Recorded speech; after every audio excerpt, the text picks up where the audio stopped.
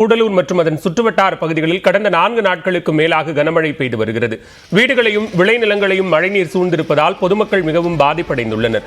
பல்வேறு பகுதிகளில் மரங்கள் விழுந்து சாலைகள் துண்டிக்கப்பட்டு போக்குவரத்து பாதிக்கப்பட்டுள்ளது. இந்நிலையில் தொரப்பள்ளி இருவயல் பகுதியில் வீடுகளை மழைநீர் சூழ்ந்திருப்பதால் பொதுமக்கள் கடுமையாக பாதிக்கப்பட்டுள்ளனர்.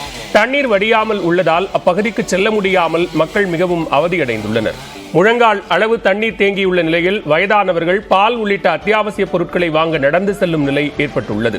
எனவே வீடுகளை ஒட்டியுள்ள ஆற்றை தூர்வார நடவடிக்கை எடுக்க வேண்டும் என்று அப்பகுதி மக்கள் கோரிக்கை விடுத்துள்ளனர். நேற்று பெஞ்ச மழைக்கு நாங்கள் பால் வாங்க கூட முடியலைங்க. எங்கள் வீட்டில எல்லாம் நொண்டி வந்து பால் வாங்கிட்டு போக வேண்டிய சூழ்நிலையாக இருக்குது. இந்த மாதிரி வந்துச்சுன்னா எங்களால் இங்கே வாழவும் முடியாது, வசிக்க முடியாதுங்க. அந்த சூழ்நிலை நாங்கள் வாழ்ந்துக்கிட்டு இருக்கோம். தயவுசெய்து நீங்கள் என்ன பண்ணுறீங்கன்னா இந்த கீழே ஒரு ஆறு ஒன்று போடுங்க. அந்த ஆற்றை கொஞ்சம் தூர்வாரி பண்ணிங்கன்னா அவங்களுக்கு ரொம்ப கோடி புண்ணியமாக இருக்கும்.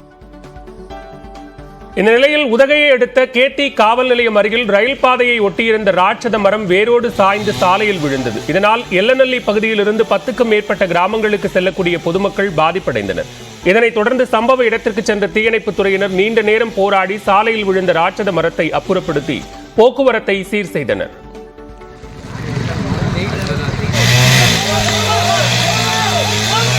போடு.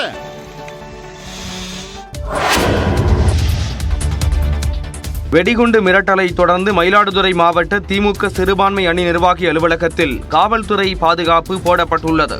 மயிலாடுதுறை மாவட்ட திமுக சிறுபான்மை அணி துணை செயலாளராக இருப்பவர் அகமது ஷாவலியுல்லா. சென்னை மற்றும் வெளிநாடுகளில் பல்வேறு தொழில்களை நடத்தி வரும் இவருக்கு கடந்த 1.5 மாதங்களில் 3 முறை வெடிகுண்டு மிரட்டல் விடுக்கப்பட்டது.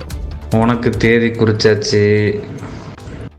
17ஆம் தேதி உன்னோட ஆஃபீஸ் வாசலில் பெட்ரோல் குண்டு வெடிக்க போகுது. அதுக்கப்புறமும் நீ அரசியல் பண்ணணும்னு என் ஏரியாவில் வந்த அப்படின்னா ஆம்ஸ்டாங் நடந்துச்சு பார்த்தியா, அதை உனக்கு ரொம்ப மோசமாக நடக்கும்டா. கொலை மிரட்டல் தொடர்பாக மயிலாடுதுறை மாவட்ட காவல் கண்காணிப்பாளர் அலுவலகத்தில் புகார் அளிக்கப்பட்டது. இதையடுத்து மயிலாடுதுறை திமுக மாவட்ட சிறுபான்மை அணி நிர்வாகி அலுவலகத்தில் காவலர்கள் பாதுகாப்பு பணியில் ஈடுபடுத்தப்பட்டுள்ளனர். அதிநவீன கேமரா பொருத்திய காவல் வாகனம் நிறுத்தப்பட்டுள்ளதுடன் சாலையில் தடுப்புகள் அமைக்கப்பட்டு கண்காணிப்பு தீவிரப்படுத்தப்பட்டுள்ளது.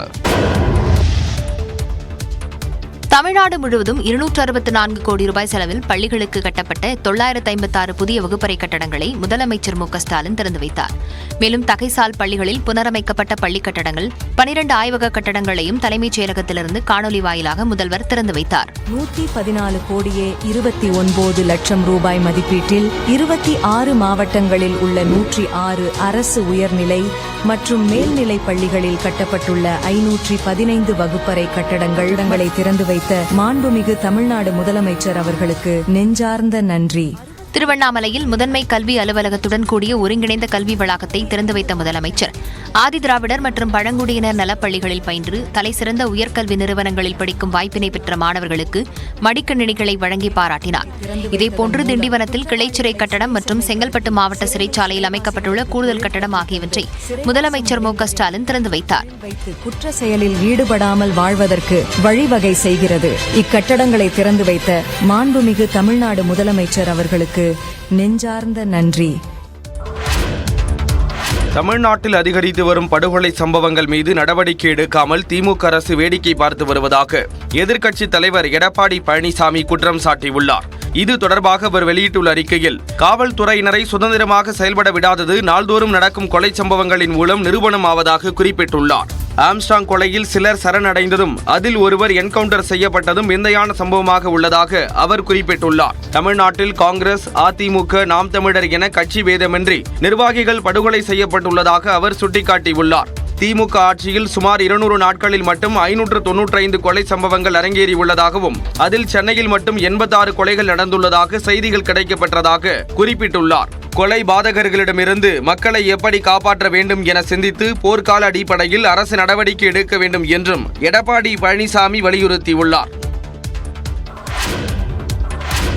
மக்களவை தேர்தல் முடிவுகள் மற்றும் கட்சியின் அடுத்த கட்ட நடவடிக்கைகள் தொடர்பாக அம்மா மக்கள் முன்னேற்ற கழக மாவட்ட செயலாளர்கள் கூட்டம் வரும் 24ஆம் தேதி தேனியில் நடைபெற உள்ளது.